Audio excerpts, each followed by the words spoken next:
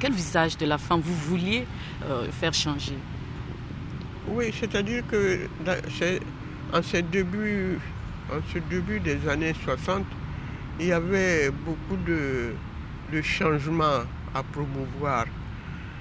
Et justement, pour amener les femmes à s'engager à leur propre manière, dans leurs responsabilités domestiques, familiales, il fallait aussi les regrouper parce que tout le monde n'a pas eu la chance d'avoir une éducation mixte et de côtoyer les hommes.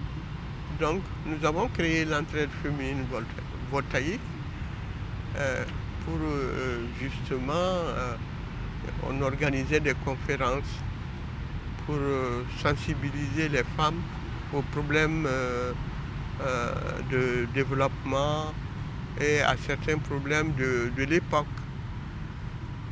Donc c'était en fait, d'un côté il y avait le syndicalisme où il n'y avait pas beaucoup de femmes parce qu'il n'y avait pas beaucoup de femmes salariées et autres, mais il fallait que les femmes aussi aient cette sensibilisation et cette mobilisation pour accompagner le développement qui commençait à naître. Vous avez ressenti qu'il y a eu vraiment un changement à l'issue de ça? Les femmes fréquentaient réellement cette association? Elles étaient intéressées? Elles étaient intéressées et d'ailleurs ça continue.